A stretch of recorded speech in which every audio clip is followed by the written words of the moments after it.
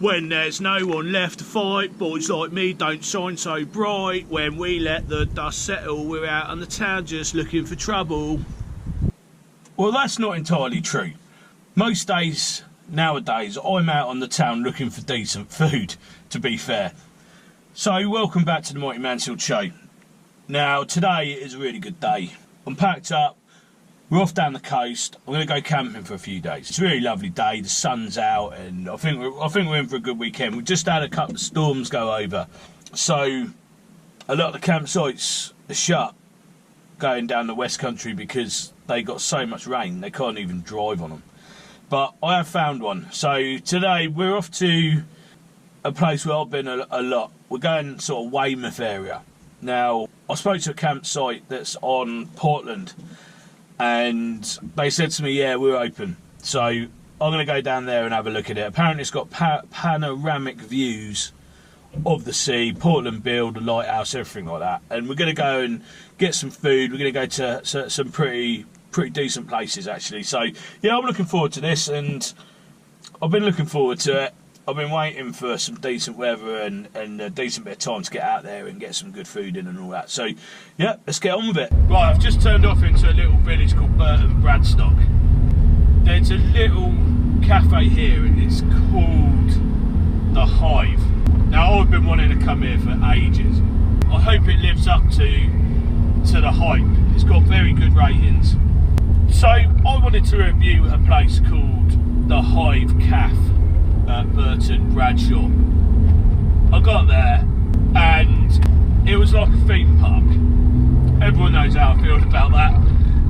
You know, there wasn't a parking space available at all. It's absolutely random. I'm sure this place is really good, so I will return. But what I'll do is I'll return in the winter. It's definitely an out of season destination for me. Yeah, that was a real shame because I actually went out of my way to go there. But what I've done is I've seen a sign for cider, and I'm guessing it's on a farm. There's a little place in here actually. I'm going to try in here in a minute.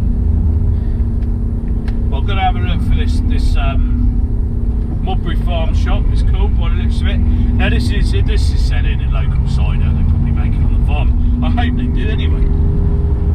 So I've just taken a detour, saw a sign for a farm shop, and this is it here. It's open at the moment. This place is called Mobrey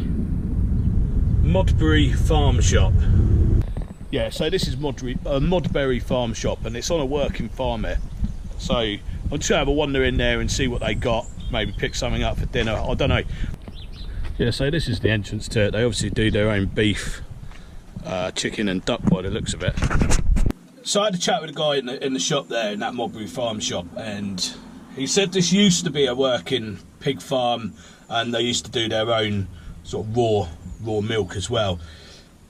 He said that they don't do it anymore. So what I bought was, I've got these Mobrey Farm sausages, and he did tell me who made it.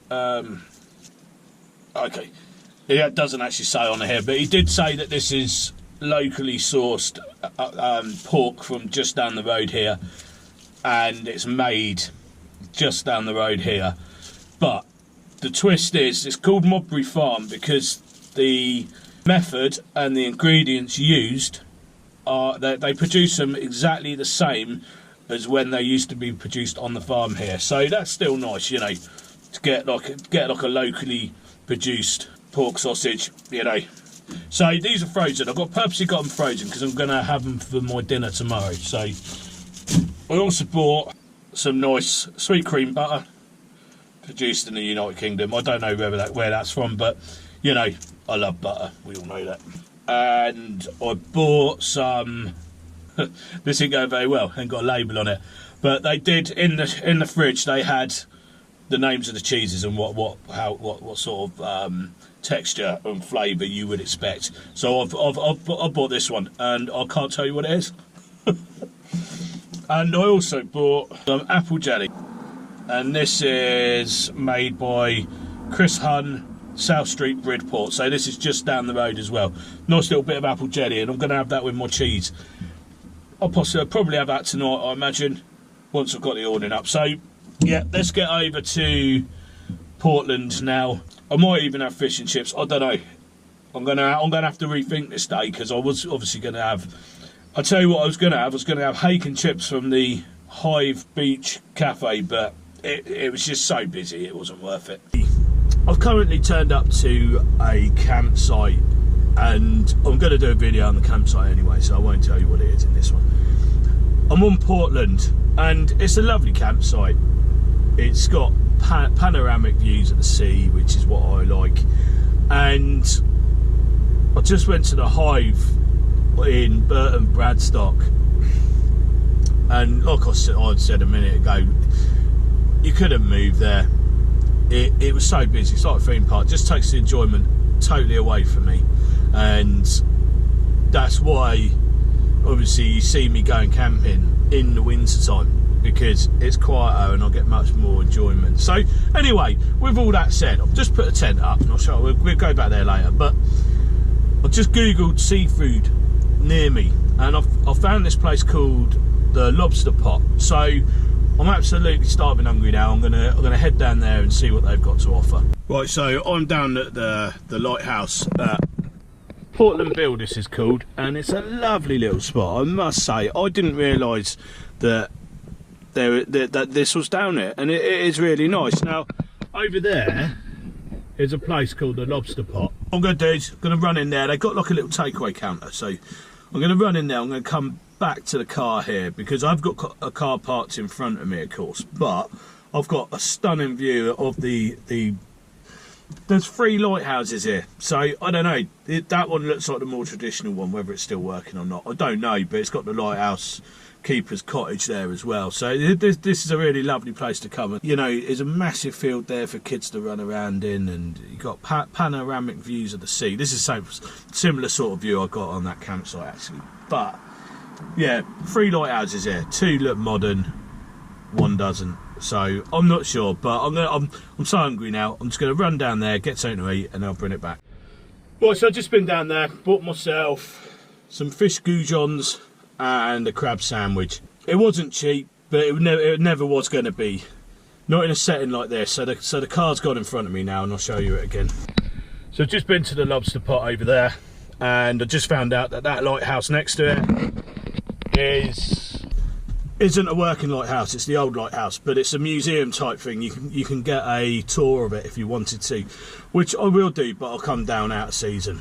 I've got to be honest, it's a lovely area, and I paid about 20 quid for what I've just bought, just over. I think the crab sandwich was £12 something, and £12.50 I think, and the goujons were about £7.95. You know, they were nice enough down there. They weren't massively busy, but what a lovely spot. The spot, they had these little picnic tables, so you could sit outside there if you really wanted to. I always bring it back to the car, because I want me owning that, so. But the views of the sea is just beautiful. It's a beautiful place. And I like the packaging already, because it's recyclable stuff. It's not your standard. Oh, right, so. Okay. The goujon looks nice. When they brought it out, they made a mistake. They plated it because they thought I was sitting there, and I asked for a takeaway. So it had a tub of tartar sauce with it, which they've taken back and just given me salad and the goujons. So that's a real shame. Now, yeah, I don't say about that. Not very impressed. It's a rocket salad, so I won't eat that anyway, because I don't like rocket. I think it just tastes bitter. Because I've unpacked now, I've left all my sauces. I've got a pot of sauces and I've left them in the campsite, so that's a bit annoying. Anyway, we'll have a cheeky go on these.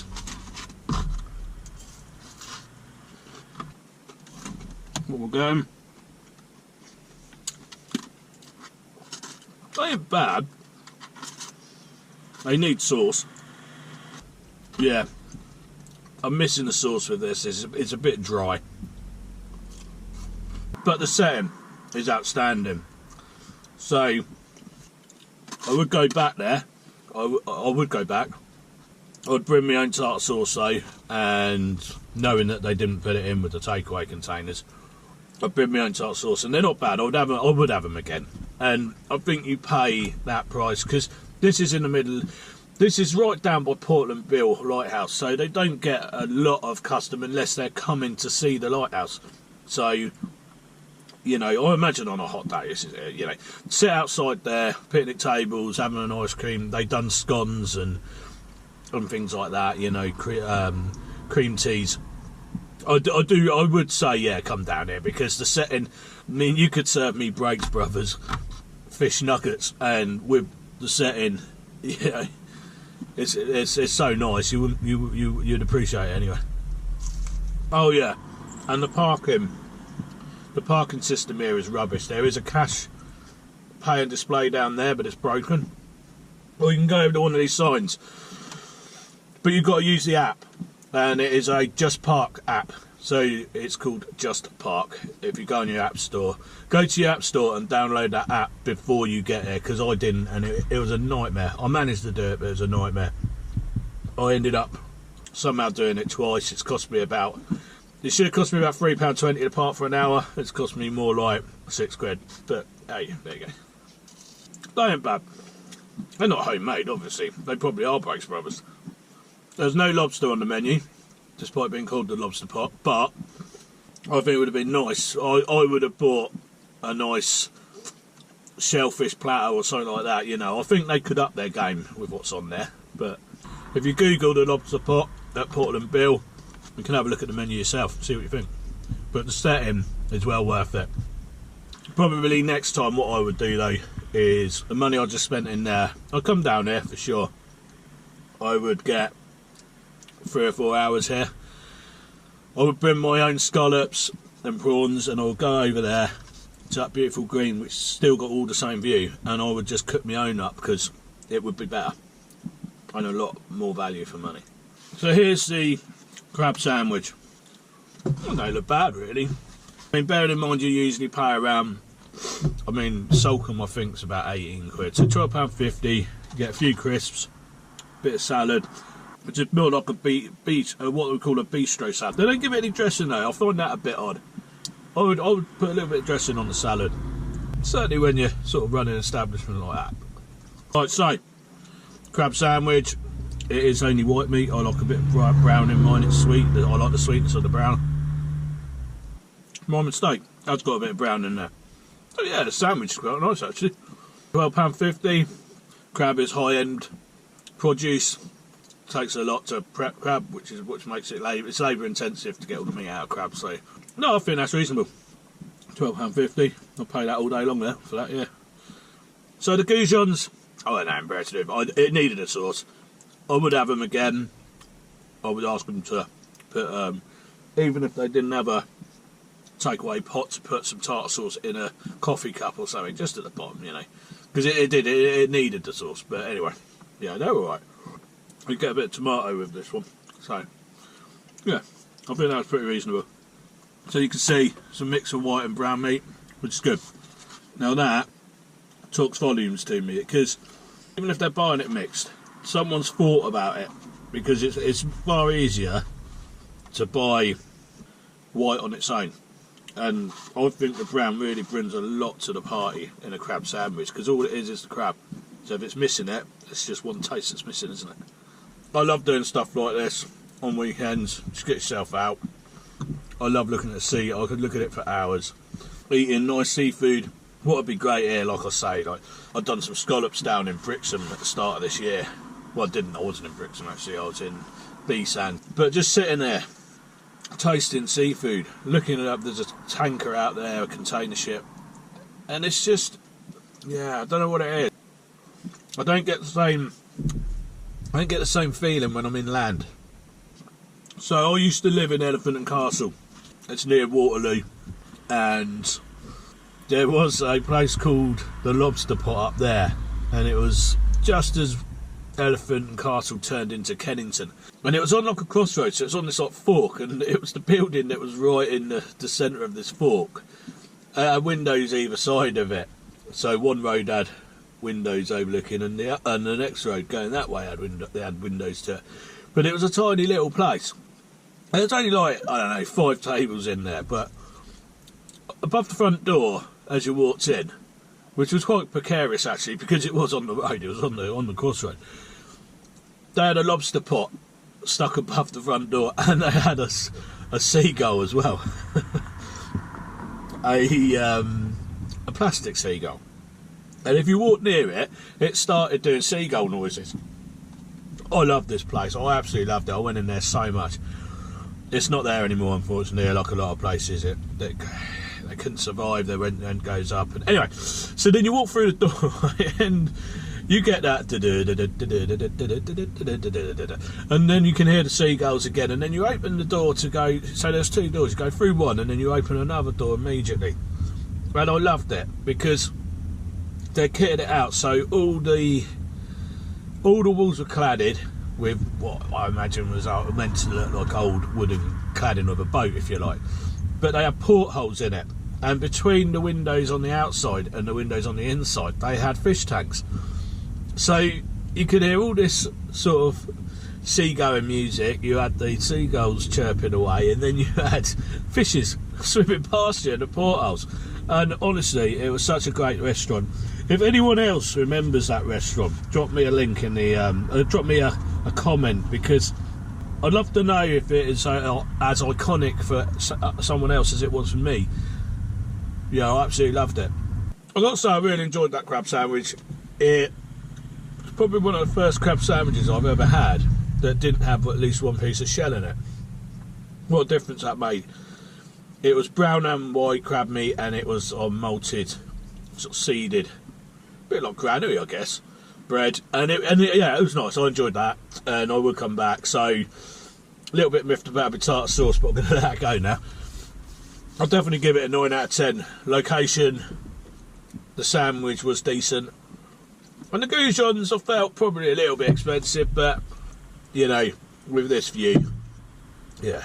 So, guys, get yourself down to the Lobster Pot at Portlandville by the lighthouse. It is a really epic setting and great for a day out. Yeah, like I say, excellent venue for a day out. Get yourself down here. So, thanks for watching. I appreciate it, and I'll see you in the next episode.